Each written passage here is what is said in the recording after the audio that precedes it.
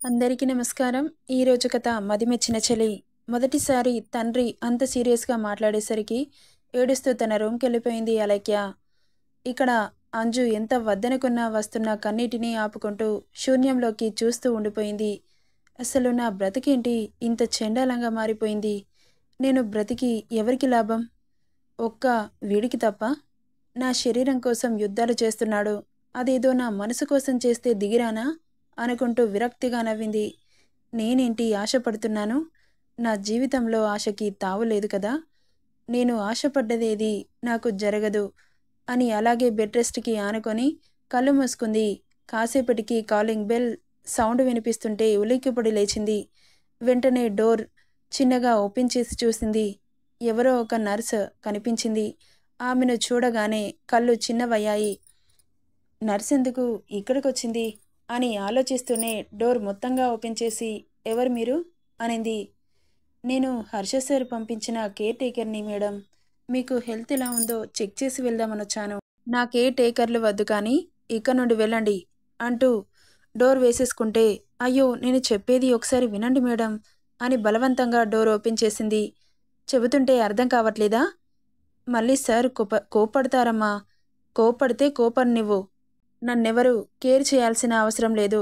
నా చావు నేను చేస్తాను. తమరు దయచేయండి అంటూ ఆవిడ మొహం మీదే డోర్ వేసేసింది. ఇదేంటి ఈ అమ్మాయి అలా వేసుకుంటుంది? ఇప్పుడు ఈ విషయం సార్కి తెలిస్తే ఎంత కోప్పడతారు అనుకుంటూనే బ్యాగ్లో నుండి మొబైల్ తీసి హర్షకి కాల్ చేసింది. నర్స్ లిఫ్ట్ చేయలేదు బాబు. ఎన్నిసార్లు ట్రై చేసినా లిఫ్ట్ చేయకపోవడంతో ఇప్పుడు నేను ఇక్కడ ఉండాలా వెళ్ళిపోవాలా? సార్ ఎందుకు కాల్ లిఫ్ట్ చేయట్లేదు? నేను వెళ్ళిపోయాను అంటే మళ్ళీ అరుస్తారేమో. అమ్మో, ఆయన కోపాన్ని చూసే బదులు సార్ కోసం వెయిట్ చేయడమే మంచిది అనుకుంటూ అక్కడే ఇంటి ముందట కూర్చుండిపోయింది. ఈయన గారు నన్ను ఇలా కూడా ప్రశాంతంగా ఉండనివ్వడా? నా ఏడుపు నన్ను ఏడవనివ్వడా? విసుగ్గా తన లైఫ్ మీద తనకే చిరాకొస్తుంటే చచ్చిపోతే బావుండు కదా! ఎందుకు ఈ జీవితం? నేనెవరి కోసం బ్రతకాలి? ఎవరిని ఉద్ధరించడానికి బ్రతకాలి అంటూ సూసైడ్ చేసుకోవడానికి ధైర్యం చాలకపోవడంతో బెడ్ మీద అలాగే కూలబడి మోకాళ్ళలో తలదూర్చి ఆమె కన్నీటికి స్వేచ్ఛనిచ్చింది. ఇక్కడ హర్ష చైర్మన్ ఛాంబర్కి వెళ్ళి ఎదురుగా ఉన్న తండ్రిని చూస్తూ అతని ముందు ఫోర్సుగా చైర్ లాక్కొని ఎదురుగా కూర్చున్నాడు. క్రాస్ లెగ్స్ వేస్తూ నొసలు చిట్లించి చూశాడు హరిశ్చంద్ర. ఎందుకొచ్చావురా? ఈ కంపెనీకి నీకు ఎలాంటి సంబంధం లేదని వెళ్ళిపోయావుగా? మిస్టర్ హరిశ్చంద్ర, ఇవొకసారి చూస్తే ఎవరు ఆఫీస్ నుండి వెళ్ళిపోవాలో ఈజీగా అర్థమవుతుంది అంటూ కొన్ని పేపర్స్ తీసి అతని ముందు విసిరాడు. వాటిని చేతిలోకి తీసుకొని చూస్తున్న హరిశ్చంద్ర కళ్ళు పేలిపోయాయి. అప్పటి వరకు అరిచిన హరిశ్చంద్ర వాటిని చూడగానే నోట మాట రాలేదు. ఇప్పుడేమంటావ్? ఈ ఆఫీస్ నీదా నాదా అన్నాడు హర్ష. నేను నిన్ను కన్న తండ్రిన్రా, నాకే లెక్కలు చెబుతావా అంటూ అరిచాడు. కన్న తండ్రినని ఇప్పుడు గుర్తొచ్చిందా? నేను చెప్పట్లేదు లెక్కలు, తమరే ఊహించుకుంటున్నారు కదా. నా ఆఫీస్ నా కష్టార్జితంతో కట్టిన ఆఫీస్ అని. మామ్ నగలు తీసుకొచ్చి ఈ కంపెనీని కట్టావు. సరే, నీ భార్య నగలు నీకు హక్కుంటుంది అనుకోవచ్చు. తర్వాత ఒక్కో మెట్టు ఎవరి వల్ల ఎక్కావో ప్రతి ఒక్క రూపాయి ఈ పేపర్లో ఉంది. నువ్వు కట్టిన ఈ ఆఫీస్ని వడ్డీతో చక్రవడ్డీతో నీ అప్పు ఎప్పుడో తీరిపోయింది. అయితే ఇప్పటి నుండి ఇట్స్ మైన్ అన్నాడు వేళ్లతో పేపర్ వెయిట్ తిప్పుతూ. వాట్? ఇది నీ ఆఫీస్నా? కళ్ళు కనిపించట్లేదా హరిశ్చంద్ర? ఏంట్రా తండ్రిని పట్టుకొని పేరు పెట్టి పిలుస్తున్నావు? ఎప్పుడైతే ఆడపిల్లని కూడా చూడకుండా నా పిల్ల మీద చెయ్యి వేశావో అప్పుడే నీ మీద గౌరవం ఎప్పుడో చచ్చిపోయింది. ఇకపోతే నన్ను కన్నా అంటావా? ఈ భూమి మీద కుక్కలు పందులు కూడా పిల్లల్ని కంటున్నాయి. అందులో నువ్వొకడివి. హర్ష అంటూ అరిచాడు. ఏంటి కోపం వచ్చిందా? అసలు నిజమైన తండ్రివైతే ఆ అమ్మాయి ఎవరు, ఎందుకొచ్చింది, ఎక్కడి నుండి వచ్చింది, దేనికోసం వచ్చింది అని ఆరా తీస్తావు. అలా తీయకుండా నీ ఇష్టానికి ఊహించుకొని నీ ఇష్టం వచ్చినట్లు మాట్లాడి తనని జుట్టు పట్టి గెంటేసేవాడివి కాదు. అప్పుడు ఎక్కడికెళ్ళింది నీ సంస్కారం?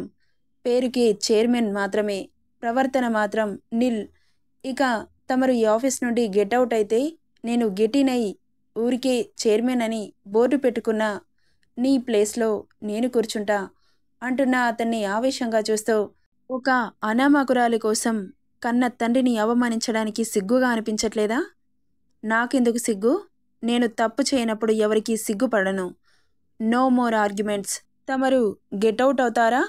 లేక సెక్యూరిటీని పెట్టి గెంటించేయమంటారా? ఏంట్రా, బెదిరిస్తున్నావా? నేను వెళ్ళను. ఇది నా ఆఫీస్. అయితే ఓకే, మీరిక్కడే ఉండండి. ఎలా వెళ్ళరో నేను చూస్తాను. అంటే సెక్యూరిటీని పిలిచి తన్ని తరిమిస్తావా? అలా తరిమేసే క్యారెక్టర్ నాది కాదు. నీకు నువ్వుగా వెళ్ళిపోయేలా చేస్తాను. తండ్రి అన్న జాలి కూడా లేదా నీకు? జాలి జాలి గురించి నువ్వు నేనే మాట్లాడుకోవాలి మరి. నేను ఈ ఆఫీస్ కోసం డే అండ్ నైట్ ఎంత కష్టపడ్డానో మీకు తెలుసు. నేను లేకపోతే ఈ ఆఫీస్ ఏ స్టేజిలో ఉంటుందని కూడా మీకు తెలుసు. ఈ ఆఫీస్ ఈ స్టేజికి రావడానికి ఎవరి కష్టం ఉందో కూడా మీకు తెలుసు. అయినా అయినా కానీ మీకు ఎలాంటి మానవత్వం లేకుండా మీ ఇష్టానికి మాట్లాడావు. నేను అందరిలాగా నా తండ్రి కదా అని సరిపెట్టుకోలేను. నాకెవరైనా ఒకటే, తండ్రి అయినా దారిన పోయేవాడైనా సరే. మరి నిన్ను కన్నందుకు ఏం రుణం తీర్చుకుంటావంటావా? ఎందుకు తీర్చుకోవాలి? కనడం ఎవరైనా కంటారు. నా సంపాదనతో మిమ్మల్ని లగ్జరీగా చూసుకోవడానికి కొన్ని కోట్లు సంపాదించాను. అవి తమరి దగ్గరే ఉన్నాయిగా. ఇంకేమిచ్చి మీ రుణం తీర్చుకోవాలి? ఆల్రెడీ మీ రుణం నేనెప్పుడో తీర్చుకున్నాను. మీరే ఆలోచించకుండా కొడుకు బాధ్యతల్ని పూర్తిగా నిర్వర్తించలేకపోయారు. తల్లిదండ్రులు పిల్లల ఇష్టాలని గౌరవించి వాళ్ళకి అనుగుణంగా మారాలి. కానీ మూర్ఖంగా ప్రవర్తిస్తూ వాళ్ళని బాధపెడుతూ ఇంకా వాళ్ళ దృష్టిలో దిగజారిపోకూడదు. పిల్లలని అర్థం చేసుకోవాలి. వాళ్ళ మనసును అర్థం చేసుకోవాలి. వాళ్ళ ఇష్టాలు వాళ్ళ సుఖాలు ఏంటని తెలుసుకొని వాళ్ళకి ఏది ఇస్తే సుఖపడతారో తెలుసుకొని వాటిని వాళ్ళకి అందించాలి. మీరు తండ్రిగా ఫెయిల్ అయ్యారు. అయినా మీకు లెక్చర్ ఇచ్చే అంత గొప్పవాన్నేం కాదు. నాకు మీలాగా షార్ట్ టెంపర్ లేదు. అందుకే ఇంత మర్యాదగా చెబుతున్నాను. ఆఫీస్ నుండి తప్పుకోకపోయినా నాకేం నష్టం లేదు. ఈ ఆఫీస్ని లాక్కోవడం నాకు క్షణాల్లో పని. అయినా అంత అవసరం నాకు లేదు. నా టాలెంట్తో జీరో నుండి స్టార్ట్ అవుతా. మనిషి ప్రవర్తన పరిస్థితుల నుండి బయటపడుతుంది. మీ ప్రవర్తన అంజలి ద్వారా బయటపడింది. ఇప్పటికైనా మీరు మంచివాడు అన్న ముసుగు తొలగిపోయి మాకు మీ నిజస్వరూపం తెలిసింది. ఏ పిల్లలకైనా తల్లి తండ్రి ఆకాశంలో ఉంటారు. బట్ మీరు మంచితనాన్ని ముసుగేసుకొని బ్రతికారు. హర్ష అంటే కొడుకు ఎవరిని పడితే వాళ్ళని ఇంటికి తీసుకొస్తే వాళ్ళని హారతిచ్చి లోపలికి ఆహ్వానించమంటావా? తండ్రికి మందలించి హక్కు లేదా? అన్నాడు హరిశ్చంద్ర. ఉంది, ఎందుకు లేదు? కానీ ఇలా కాదు. ముందు కొడుకుని అడగాలి. కొడుకును మందలించాలి. ఆ రైట్స్ తండ్రికి మాత్రమే ఉన్నాయి. నేను ఒప్పుకుంటాను. బట్ మీరలా చేయలేదు. ఒక నిస్సహాయురాలైన అమ్మాయి మీద మీ కోపాన్ని చూపించారు. మీ ఇంట్లో బంగారం మంచిదైతే తప్పు ఎందుకు జరుగుతుంది? ముందు అదాలోచించలేదేంటి? అంటే ఈ విషయంలో మీరు తప్పు చేశారు కదా. నా దృష్టిలో అది తప్పు కాదు, పాపం. ఒక అమ్మాయిని టచ్ చేసే హక్కు మీకు లేదు. తను ఎవరైనా కానివ్వండి. పిల్లలకి పద్ధతులు సంస్కారం నేర్పించాల్సింది పోయి తండ్రికి నేర్పించాల్సొస్తుంది. ఛా అని అక్కడి నుండి విసురుగా లేచి ఇంకోసారి నా జోలికి అంజలి జోలికి వచ్చారంటే ఊరుకోను, అస్సలు ఊరుకోను అని చెప్పి అక్కడి నుండి వెళ్ళిపోయాడు హర్ష. కొడుకు మాటలకి పౌరుషం పొడుచుకొస్తుంటే గ్లాస్ టేబుల్ మీద ఉన్న వస్తువులు చెల్లాచెదురుగా మారిపోయాయి. అంకుల్ ఏమంటున్నాడ్రా? రేపు మనం బయటకెళ్తున్నాం. నువ్వు కూడా నాతో పాటు వస్తున్నావు. రెడీగా ఉండు. ఎక్కడికి రా? దూరంగా వెళ్తామా? చెబుతాను అంటూ బైక్ స్టార్ట్ చేసుకొని ఇంటికి బయలుదేరారిద్దరు. ఇంటికి చేరుకున్న హర్ష ఎదురుగా నర్స్ కనిపిస్తుంటే కనుబొమ్మలు ముడిపడ్డాయి. సార్ వచ్చేశారా? మీకోసమే ఎదురు చూస్తున్నాను అంటూ పరుగులాంటి నడకతో వచ్చి అతని ముందు నిలబడింది నర్స్.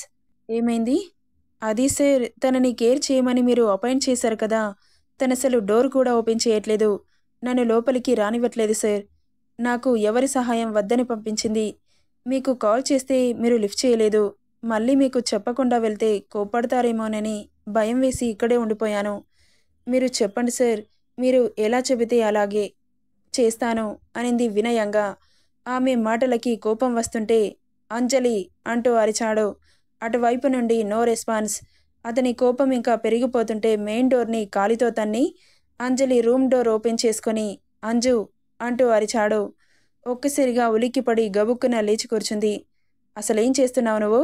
నీకోసం కేర్ టేకర్ని అపాయింట్ చేస్తుంటే ఎందుకు పంపించేస్తున్నావు అంటున్న అతని మాటలకి విరక్తిగా నవ్వుతూ, నా కోసం కేర్ టేకరా? ఎందుకు? నాకేం మాయరోగాలేం లేవుగా తమరు అపాయింట్ చేయడానికి అనింది పొగరుగా. నెక్స్ట్ పార్ట్లో ఏం జరుగుతుందో చూద్దాం. ఈ స్టోరీ ఎలా ఉందో కామెంట్ చేయండి guys. Thank you for listening.